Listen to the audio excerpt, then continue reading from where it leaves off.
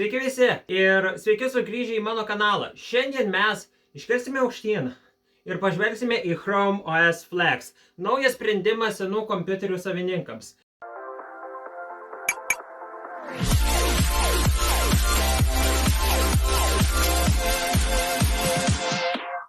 Taip, jūs teisingai supratote, tai toks sprendimas, kuris pakeis žaidimą senesniems įrenginiams. Pirmiausia, ką tai reiškia? Na, tai patobulinta Chrome OS versija su visom Chrome funkcijom, balso asistentu ir Android programėlėm. Kažkiek galima, bet ne visiems kompiuteriam. Tikėkite ar ne, tai nemokama paslauga tiesiai iš Google. Žinote, kad Windows 10 palaikymas baigsis oficialiai 25 metų rudenį. Tai tiesiog reiškia, kad jums reikės atsinaujinti savo seną kompiuterį arba mokėti daugiau už pratęstą palaikymą. Bet ne su Chrome OS Flex. Geriausias būdas įdiegti Chrome Flex OS yra nuostabiai paprasta, užtrunka vos kelias minutės. Įdiegdami Chrome OS Flex, viskas, ko jums reikia, tai turėti 64 bitų procesorių, 4 GB operatyviosios atminties, 16 GB laisvos vietos diske. Tačiau dėl senesnių modelių kaip 32 bitų, išskyrus 64 bitų su x86 instrukcijų rinkinio versija, apie tai turėsime epizodą, arba Intel GMA 500, 600, 3600 arba 3650 neveiks Chrome OS. Operacinė sistema reikalauja minimaliai 8 GB flešiuko atminties. Taigi, parsisiųskite iš Chrome plėtinių parduotuvės Chromebook atkūrimo paslaugų programą. Veikia tik su Chrome OS, Windows ir Mac. Sorry, Linux vartotojai. Įdiegti Chrome OS Flex prieinamas kiekvienam, bet to tas procesas trunka vos kelias minutės. Viskas, ką jums reikia padaryti, tai nueiti į Chrome Flex diegimo vadovo skiltį, sukurti atmintinį ir vadovautis instrukcijomis. Google įspėja nesklandumus Chrome OS Flex sistemoje. Jeigu jūsų įrenginys nėra suderinamas, pavyzdžiui, senas MacBook, kaip mano senas kompiuteris, kaip tik MacBook ir turėsim, tiesiog įdiegime ieškokite Google Chrome OS Flex ir modelis Chrome OS Flex. Paspaudę mygtukus pagal modelius, kuriuos ekrane matote, jie paleis arba BIOS, arba UEFI meniu, arba vienkartinį paleidėją, kuriame pasirinksite flešiuką. Galima naudotis dviem būdais. Tai vieną kartą, tai su Try It First. Tai po jūsų naudojimo viskas įsitrina ir vėl turėsite paleisti iš flešiuko ir vėl viskas bus kaip nauja. Arba jį įdiegti, bet įspėju, kad jūsų duomenys įsitrins iš kietojo disko. Čia dabartis kaip kompiuteriai matote, tai pusė video tiesiog neįsirašė garsas, tai ką norėjau pasakyti, tai kad kartais būna klaidų su garsu, tai pasižiūrėkit, tai vis dar yra beta versija, tai pasižiūrėkit, nes kai kuriuose kompiuteriuose iš viso garso nėra. Galvojau pabandyti Alex mod, tai čia mano versija yra, galite nueiti į aprašymą ir rasite šitą dainą. Tai čia yra extended, ką jūs dabar girdite muzikoje, tai pabandysime, aš garsą pabandysiu įsijungti ir bandom.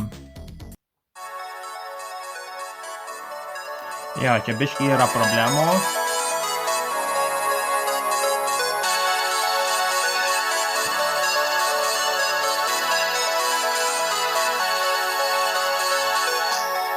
Jo, tai pirma situacija nelabai garsiai. Man turi būti bent 200 garso, o čia yra problemėlė. Tai pirmas dalykas, ką mes išbandysime, tai Boxhead. Jo, pirmas dalykas tai labai stringa.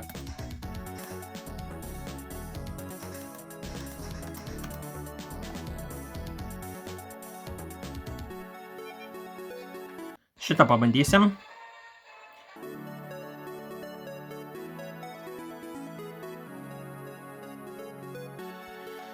Dabar pabandysime MS-DOS versijos Doom antrą. Jo, labai stringa. O, be to pastebėjau vieną dalyką, kai užkrauna svetainės, va matote, dabar ties normalu. Va čia kai krovė svetainė, kaip matote, tai pavyzdžiui, aš parodysiu, kaip perkrauna svetainė, žinokit. Didėja, tai. Dabar bandysime Wolfensteiną. Ne, very good. Šitas bent jau veikia normaliai. Dabar ties mes žaisime žaidimą Sid Meier's.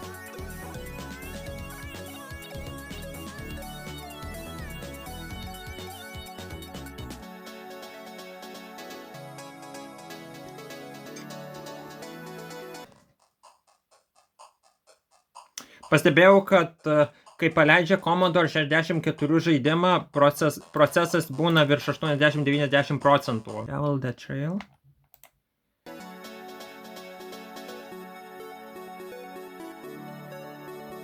Nu, Chrome OS turi jau minusą. Mime. Kas daugelis nežinote, tai yra PlayStation emulatorius. Dėja, jokio žaidimo ant jo nepavyks. Negaliu šito dalyko visiškai naudoti, nes kompiuteris jo net pažįsta. Čia yra vienas iš Chrome OS bugų, nes taip vat nutinka.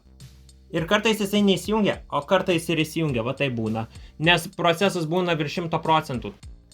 Nors galvojau, pabandysiu YouTube ir YouTube besiekia apie 89%, 60%.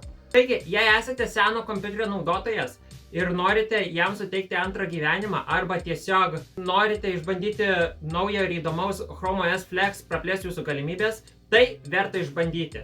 Taigi, ką jūs manote apie Chrome OS Flex? Ar ketinate išbandyti šį naują variantą? Pasidalinkite savo nuomonėmis komentaruose apačioje. Taip pat nepamirškite paspausti patinka mygtuko, jei patiko šitas video, ir prenumeruoti, kad nepraleistote įdomesnių ateities video. Iki kito karto. Iki.